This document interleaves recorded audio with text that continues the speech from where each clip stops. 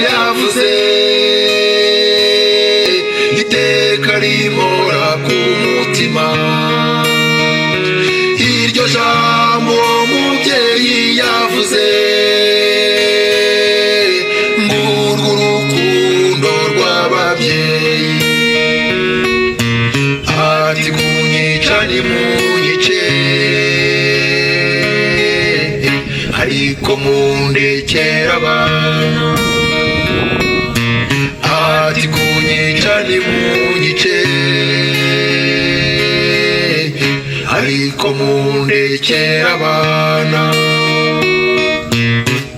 uyu munsi twibuka ku nshuro ya 28 jenoside yakorewe abatutsi hano mu karere ka Gatsibo, nk'umwe muri benshi mu rugendo rutoroshye rw'inzitane yanyuzemo aze kuduha nawe ubuhamya bw'incamake kugira ngo dusangize ku rugendo rutoroshye twanyuzemo.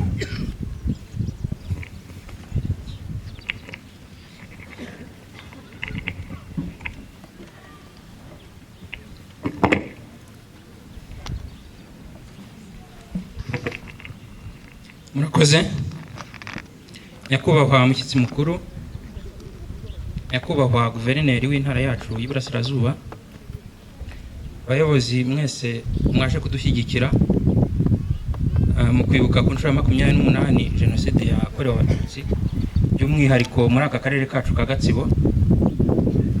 Bashitse ku icumu twasangiye umusaraba, urugendo rw'umusaraba. Abanyagatsibo, inshuti za Gatsibo, mwaje kwifatanya natwe. Njye ugiye kubagezaho ubuhamya nitwa Manzi Aloyizi.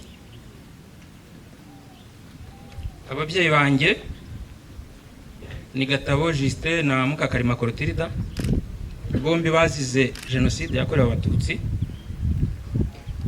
Data yakuye muri iyi kiliziya bamujyana muri urwibutso muri urwobo hirya, bakaba baramwimuriye muri urwibutso rwiza twishimira. Mama we ntiyabashije kuhagera n'abavandimwe kuko baguye Rwankuba aho twari dutuye. Twari dutuye Rwankuba nyine mu murenge wa Murambi muri aka karere ka Gatsibo. Nsubiye inyuma ndibuka nkijya guca akenge, ubwo nigaga muri primaire, nibwo natangiye kumenya ikintu cy'ivangura. Aho baduhagurutsaga mwese murabizi, bahagurutsa abantu ngo bavuga abahutu nibahaguruke, abatutsi nibahaguruke. Ndibuka rimwe baje kuduhagurutsa, icyo gihe ngira ngo nigaga mu mwaka wa 3 primaire, kuko ngiye ntari nanabizi. Abandi barahaguruka, ngiye nakomeza nicara, abahutu barahaguruka, abatutsi barahaguruka. Noneho mwarimu aza kubara imibare, abona hari umuntu utagurutse. Nibwo yaje kumvumbura, araza ankubita inkoni mu bitugu, ati kuki wowe utahagurutse n'uwo kwa Gatabo, utahagurutse mu batutsi. Guhera ubwo nibwo natangiye kumenya ngo turi iki. Ariko aho ngaho ubundi wasangaga nta kibazo gihari, abana turagira hamwe, tujya kuvoma hamwe, bamwe bahisha inzoga bagatumira abandi, ugasanga nta kibazo gihari. Twe nk'abana twabonaga nta kibazo, usibye ko abari bakuru bari bazi ibi byabaye guhera muri 59 muri 70 ayo mateka bari bayazi. Ariko icyo gihe twebwe nk'abana ntacyo twabonaga. Byaje guhinduka rero bigeze muri 90, ubwo RPA Inkotanyi batangizaga urugamba rwo kubohora igihugu. Twatangiye kwitwa ibyitso, batangira kuvuga ingo z'abatutsi bariya ni ibyitso. Bageze aho babishyira mu bikorwa. cyane hatangiye ikintu cy'amashyaka. Haje ishyaka rya MRND yari isanzwe ihari, haza za MDR, haza za PL, haza n'andi mashyaka menshi. Nibwo hatangiye za mitingi, hatangira ikintu cyo kubohoza abantu babakubita ngo babakure mu mashyaka amwe babashyire mu yandi. Batangiye rero icyo gihe kudutera, bakajya bategera abantu mu Kabuga. Mu Kabuga yari centre yahuriragamo imihanda, ugasanga barategera abatutsi, barahategera n'abandi bo mu mashyaka yandi. Icyo gihe bajyaga bakubitira abantu, hari nk'uwitwa Buke wari wo muri famille baramukubitiye icyo gihe. Nari umwana ariko narabibonaga, bamwambura igare rye bamusigara intere. Icyo gihe ndirukanka njya mu rugo ndabibabwira, bati se natwe nta kindi twakora. Byarakomeje, inaha bari bakubise abantu benshi, bari bakubise abantu b'Irwankuba, twari dutuye hakurya Igituza. Bajya kwa Petero Burondiyo baramukubita, umuryango we baratemagura. Bajya mu baturanyi ahitwa kwa Karisa na hari umukecuru witwaga Mukacyoya, baramukubita baramwica. Icyo gihe mu bamwishe hari harimo n'umugore bita Nyirazamani wari uzwi nk'interahamwe ikomeye. Abagore ngo ntibari interahamwe, bari interamwete. Yari abakuriye muri ako gace, ariko abo bose bari bashyigikiwe n'abandi, bari bashyigikiwe na Gatete n'ubundi wari uzi kariya gace kuko ariho yavukaga, ni wari ubari inyuma. Ubwo rero mu kugaruka aho ngaho Rwankuba nta mahoro twagize, hakomeje kuba ibyo bitaga mitingi z'amashyaka. Ndibuka higeze kuba mitingi ibera ku kibuga cy'umupira, hari ku kibuga cya Gituza, ni haruguru y'akagari ubu ngubu aho kari. Icyo gihe habaye mitingi ikomeye, hazamo interahamwe nyinshi, hazamo abayobozi benshi ba MRND. Icyo gihe abakuru ntibabashaga kuza, ariko twebwe twarazaga tukabasha kuza kureba. Icyo gihe hari harimo umugabo wari uyoboye iyo mitingi, yari nka MC, umugabo bita Rwamunoro, n'uw'Inyabisindu n'ubu ngubu njya mubona. Baramufunguye, yafunzweho nyuma arafungurwa, ariko yari ahari arimo singiza Gatete, arimo asingiza interahamwe zose, bumva bagize intwari. Ubwo rero mvuye icyo gihe byaraje bigera muri 94 niho bibarurangiza. Ndibuka baraduteye, batera n'abandi batutsi b'Irwankuba. Baraje, byari nko mu masaa 7, hari kuwa 4, ndabyibuka sinjya mbyibagirwa, nibwo habaga isoko ry'ahantu bitaga Gisenyi.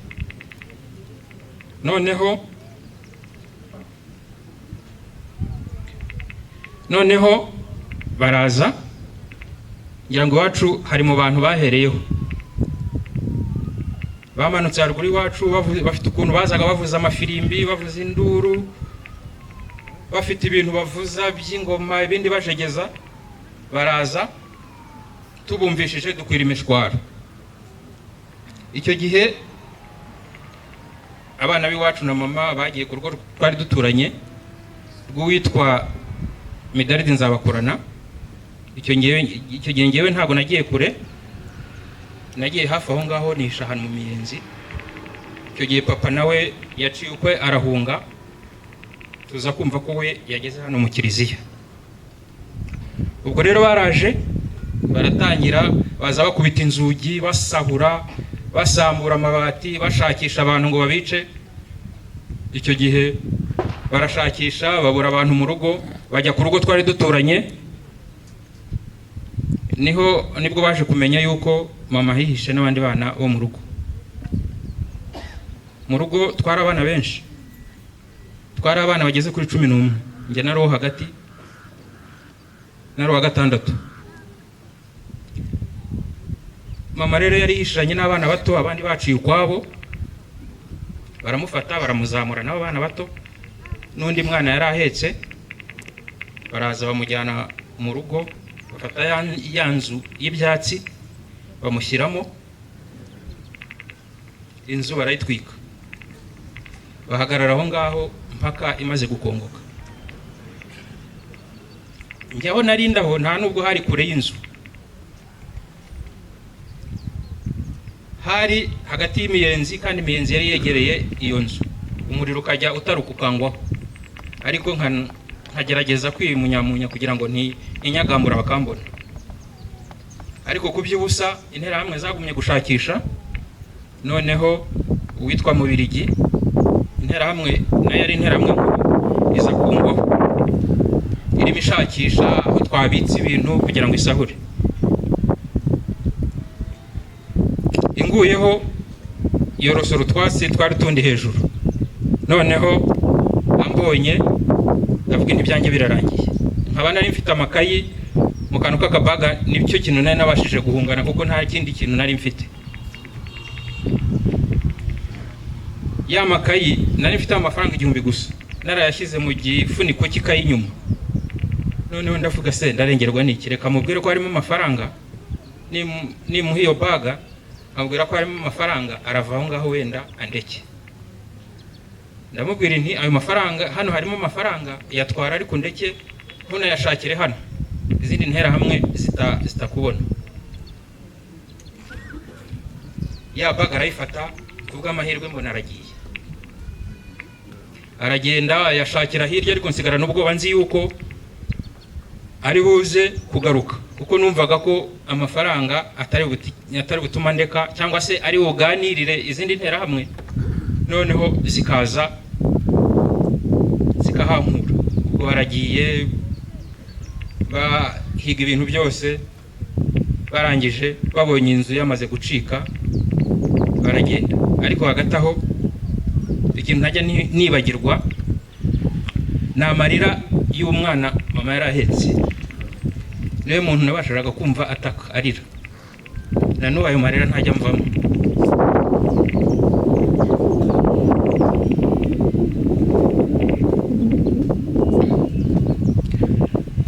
Ubwo baragiye, noneho ngenda haguma, nanirwa gusohoka ahantu, mvuga nti ninsohoka barambona, ntegereza ko bwira. Noneho maze kwira ndasohoka, naragiye njya ku mugabo twari duturanye witwa Midaridi, aho ngaho mama yari yahungiye. Ndagenda ntabizi ko ari naho bamukuye, noneho ndavuga nti reka njye kuharara wenda barampisha. Hageze bati tubabarire tubarutuvira, n'abandi bakuye bajya kubica, nawe batatwicira mu maso. Ubwo mpita mpava ndagenda njya ku rundi rugo. Hari umugabo witwa Gasigwa twari duturanye, hariyo umuhungu we, izina nibuka ni Karamu, yigaga muri seminari yenda kuba padiri.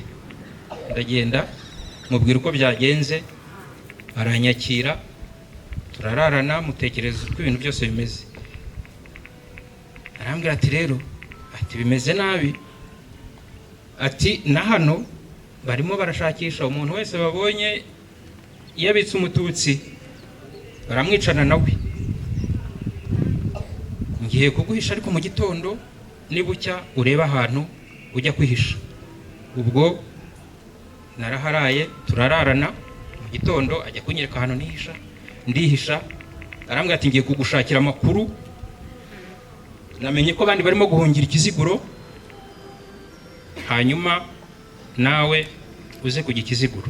Aragenda anshakira amakuru, areba aho interahamwe ziri, araza arambwira.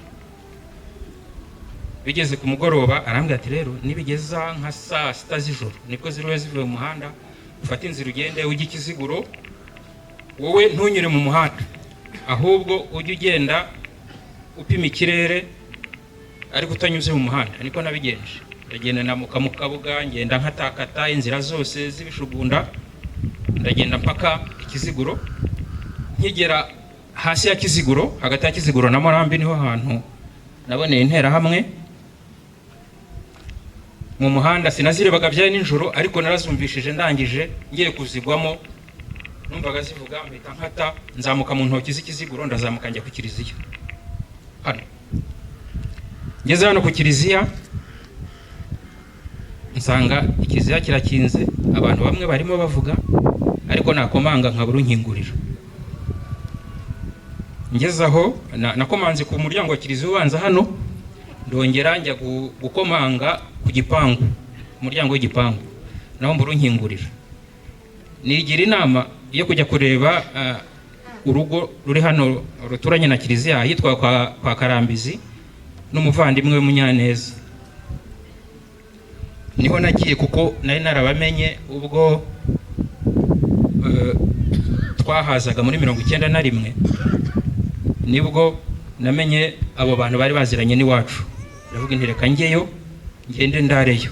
Mpageze nabo bati nyamuneka intera hamwe zimeze nabi, nizi gusanga hano zirakwica. Abantu bose barimo barajya mu kiliziya, uresha uko ushoboye, mu gitondo turakuraza, ariko mu gitondo uze kujya ku kiliziya. Biga amayeri yo kumpa utujerekani duto, batugura umwana ugafata utujerekani bagira ngo ugiye kuvoma. Ndatwitwaza ndaza ngeze ku kiliziya, ariko umutima nkumva umutima umbuza kwinjira mu kiliziya. Uwo mutima waraje sinzi aho wavuye. Nkagenda nagera ku kiliziya nkabona intera hamwe, abasirikare barimo bazenguruka hano ku kiliziya, ariko kuko babonaga ndi umwana nifite utuvomesho ntibamenye ko ndi impunzi. Naragiye icyo gihe nanga no gukomanga ku kiliziya, subirayo. Ndababwira ntibanze kunkingurira, bati nyamuneka subirayo batakwicira. Ndagaruka nanone ndongera nsubirayo, nti rwose nta muntu uri mu kingura kiliziya. Ndagenda noneho mbayo hano, abahazi hano kwa Munyaneza baturanye neza n'igipangu cya kiliziya. Narahagiye mparara ijoro rimwe, irya kabiri intera hamwe zitangira kumenya yuko mpihishe n'undi muhungu bitaga Rugayi, ubwo yitabye Imana, Imana ntakire. Icyo gihe twaraharaye intera hamwe, icyo gihe ziza bwenda gucya, ziraza babaza Karambizi twari turi kumwe, bati bite aba bantu baturutse he? Aratuvuganira, ariko biranga by'ubusa, bamutwara radio kugira ngo bakunde kugenda. Icyo gihe baradusiga baragenda. Noneho bukeye bwaho nibwo natangiye kumva imbunda zisakuza cyane hano ku kiliziya. Ubwo barimo barasa imiryango ya kiliziya kugira ngo binjire. Icyo gihe bararashe cyane, ndavuga noneho zigeze bararasa. Icyo gihe imiryango bayikuraho bajyamo bica abantu. Intera hamwe noneho uko bica abantu, zimwe zirazenguruka inyuma ya kiliziya, ziza zinsanga aho ngaho narindi. Kwa Karambizi ari nyinshi, baransohora, batangira kumbaza ibibazo byinshi, bakamvuganira, bati waturutse ni naturutse Nyamiyaga, baturu Rwande, nkabeshya amazina, bati ko tutakuzi hano. Bakajya bakamvuganira bati uyu mwana nyamuneka n'umwana wo muri famiye yaje kudusura, ntibabyemere. Noneho uko bicaga mu kiliziya, hari umuntu wasimbutse kiliziya, naje kumenya ko ari umuhungu wo kwa Nyamucenshara wacitse. Noneho bamwirukaho, za ntera hamwe zose zimvaho ziramwirukankana. Noneho ngumya aho ngaho bica abantu mu kiliziya. Noneho hagira n'izindi ntera hamwe zingarukaho, kuko inyinshi zagiye kwica abantu. Tuhamara nk'iminsi 2, noneho numva imbunda ziremereye zaturikiraga hano Ikiziguro. Noneho ubwo urebye intambara yegereje hano, hari hashize n'iminsi mike rwose. Hano nuko habaye kwa Gatete, naho ubundi iyo haba ari ahandi hantu haba hararokokiye abantu benshi. Nta cyumweru cyangwa 2 byashize jenoside itangiye, inkotanyi zari zageze hano, ziraza zisanga abantu barabisha hano mu kiliziya, babajyanye hano mu rwobo, bagira abo bakuramo. Noneho ngewe ko narindi aho ngaho kwa Karambizi na Munyaneza, narahagumye abantu batangira guhunga, mbona abasirikare bo kwa Habyarimana kuko umuhanda wari wegeranye aho kwa Karambizi ni hagati y'umuhanda wa kaburimbo na kiliziya. Abasirikare bazamukaga mbareba n'abantu bahunga, noneho twebwe tunanirwa guhunga, turavuga se niduhunga n'ubundi intera hamwe ziratwica, tuguma aho ngaho. Noneho hari abasirikare baje hano kwa Munyaneza, abasirikare bo kwa Habyarimana batangira kumubaza impamvu atahunze, bamubaza ibintu byinshi. Tugiye guhunga baramubuza, baramusigarana. Tugeze aho twebwe turahunga, ariko duhunga nyuma abantu benshi bagiye. Noneho turaza tugeze kuri kaburimbo hepfo, nibwo twahasanze abasirikare bo kwa Habyarimana bahageze, batunze imbunda mu muhanda, baryamye muri rigori. Baratubaza bati murajyahe, byakomeye mureba aho mujya ntimurenge aha. Icyo gihe twagiye munsi ya kiliziya hariya, tujya mu rugo rwari ruhari, ndi kumwe n'abana bo kwa Munyaneza n'umugore n'uwo Karambizi n'undi muryango wo kwa Segicondo Gamariyeri wari utuye hano hirya, ngira ngo baracyahatuye. Icyo gihe twarajyanye tujya muri iyo nzu turaharara.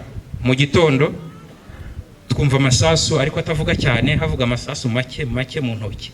Nibwo twagiye tubona abasirikare batuguyeho, ariko tubona ntibasa nk'abo twanyuzeho ku muhanda wo kwa Habyarimana. Noneho baraza bajya ku muryango w'inzu twari turimo, bati musohoke mumanitse amaboko. Turasohoka tumanitse amaboko, turagenda twicara imbere y'umuryango. Batangira kutubaza ibibazo byinshi, bati kuki mwe mutahunze, twatinyanga intera hamwe ko ziri butwice. Batangira kubaza uwo mugabo Segicondo Gamariyeri kuko niwe wari urimo mukuru, akagenda basubiza ibibazo. Bati umusaza ashobora kuba atatubeshya, tubwiza ukuri. Ati rero niba mwari muhunze muhumure, twe turi inkotanyi ntacyo mukibaye. Baradufata baratuzamura batujyana kuri ishuri rya sogonderi rya Kiziguro. Turagenda tuhasanga abandi bantu bahazanye kuko niho bari bashyize inkambi. Icyo gihe turahaba.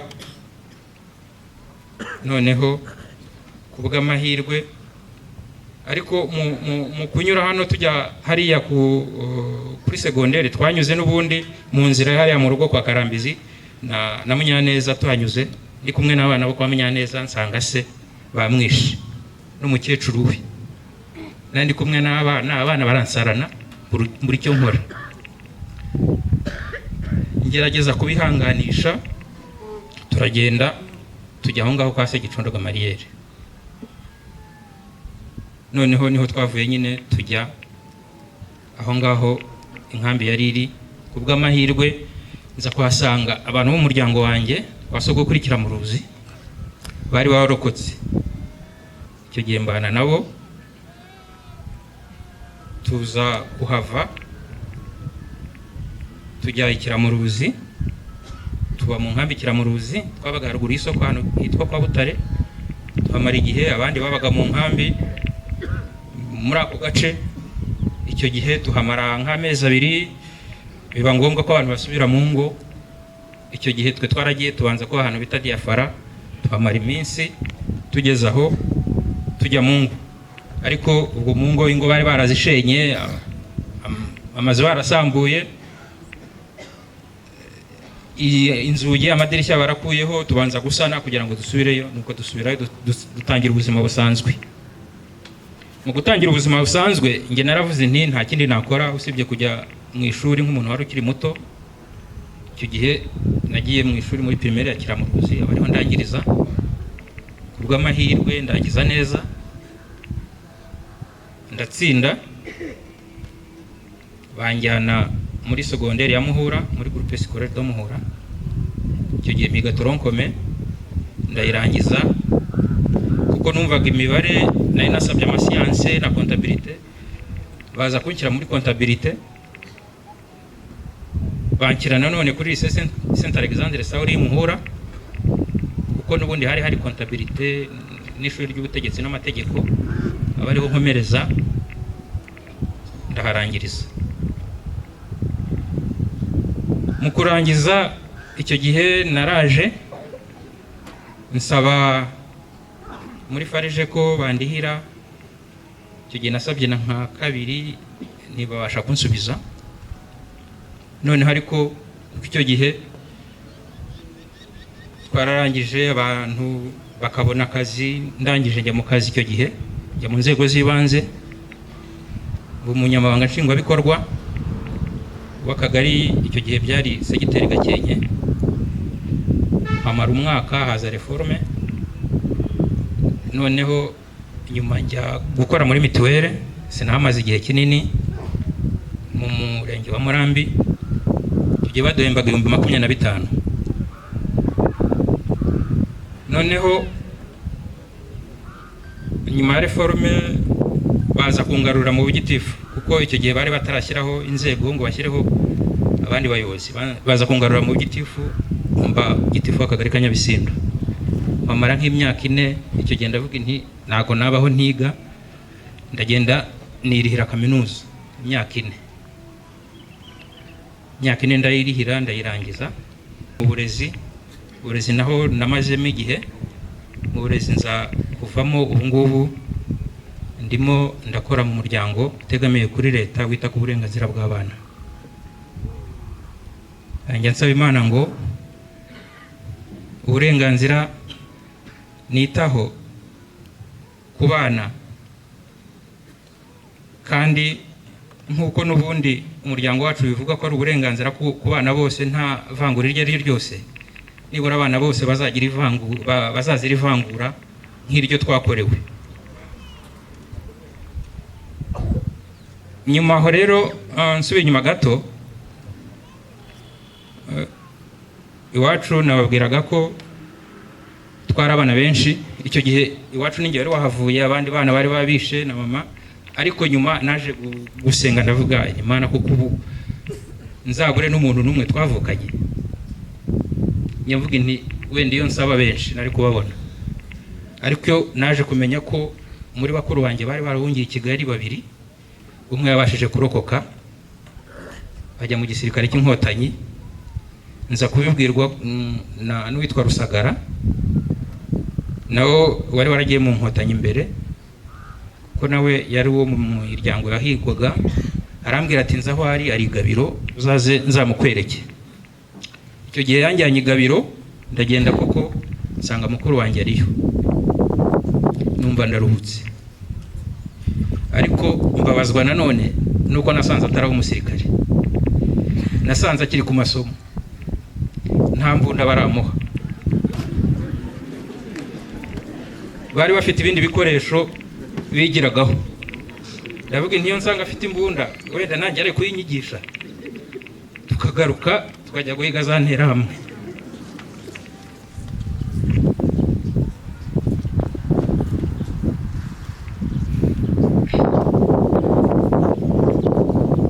Ubwo ariko naramubonye, numva batumakanye memero, ndavuga nti nibura mu ngo tuvugana basigaye. Ubwo yarangije amasomo nawe akomeza urugamba, kuko rwari rugikomeje kujya. Nawe baza kumurasa, bamurasa ukuguru, arakomereka gusa. Nyuma aza gusezererwa. Ngubu arahari, atuye Rusumo mu karere ka Kirehe. Nyuma rero, nubwo nshima Imana nti nubwo itansigiye ibikomere inyuma, ariko hari ibikomere byinshi iba yarasigiye umuntu ku mutima. Ndashima ko muri ibyo bikomere haje kubaho imiryango myinshi. ARG, habaho umuryango w'isenga n'imanzi nabayemo icyo gihe, wajya kudushyigikira muri iki cyari Murambi. Icyo gihe ni nanjye wari ukuriye abana bibana, bakajya batujyana mu mahugurwa, bakaduhugura ukuntu twakwirinda ihungabana. No muri izo nzego z'ibanze twajyaga tugira amahugurwa menshi, umwe n'ubwiyunge, bituma umuntu agenda yiyubaka, bituma umuntu ava mu kintu yari arimo, bituma yongera kugaruka ibumuntu. Iki kintu nari niziho kijyane n'ihungabana, numvaga ko nta muntu ufite ababyeyi waba inshuti yanjye, kuko numvaga umuntu duhuje ikibazo ari umwana w'imfubyi, bigatuma nirimita ku bantu, nkumva nisanzuye ku bantu bose. Nkumva niba ufite ababyeyi, nkumva n'umuntu ufite ababyeyi, nkumva uwo nguwo si n'umututsi, kuko abatutsi barabishe, impamvu babasigaje nuko batari abatutsi. Niko kuntu natekerezaga, ariko ndashima Imana ko byaje gushira. Ntibyashize burundu, ariko byagiye bigabanyuka, ko ibikomere ntibishira, umuntu agendana nabyo bigenda bigabanyuka gake gake, kuko ibintu umuntu aba yaranyuzemo ni ibintu bikomeye. Mu gusoza rero, ndashimira mbere na mbere ingabo za RPF Inkotanyi, kuko nizo zadukuye mu menyo ya rubamba, nizo zaturokoye igihe zadukuragaho twari twihishe, zidusubiza ubuzima, turongera tuba abantu. Ndashimira kandi nanone leta y'ubumwe kuba yaradushyiriyeho gahunda zitandukanye, bakadushyiraho ikigega farije tukabasha kwiga. N'ubu ngubu kuba ndiho nuko nabashije kwiga, nkabasha kugira ibyo nkora. Iyo ntaza kwiga nibura n'iyo segonderi ntacyo nari kwigezaho, wenda mba naragiye mu biyobyabwenge, akaba ari byo binsarika. Ndashimira rero leta y'ubumwe kuba yaraduhaye uburezi. Ndashimira ko batwubakira urwibutso, papa akaba atakiri mu cyobo hariya, akaba yarimuwe ari mu rwibutso hariya, ariho nzajya musanga nje kumwibuka. Nkashima ko mama twagiye tukayora ivu, aho bamutwikiye tukarizana tukarishyira hariya mu rwibutso, nkajya mvuga inti ndaza kwibukira umuryango wose niho uri. Ndashimira rero ibyo twashimirira leta ni byinshi, iyo wenda nyakubahwa Perezida wa Repubulika, ni byinshi ibyo badufasha biri sosiyale, bubakira abantu, bafasha abatishoboye, babaha inkunga y'ingoboka. Turabashimira, Imana izakomeze ibahera umugisha. Nkasoza mvuga ngo mukomere, dukomeze kwibuka twiyubaka. Murakoze. Nawe se nkundira nkubaze, wowe wacitse w'icumu, abawe mujya gutandukana, mbese ubwo ujya wibuka irya nyuma mwavuganye, cyagihe babirukankana musezeranaho, mbese mwavuganye n'iki? Umwana wawe mujya gutandukana, cyagihe hajya kugenda mwavuga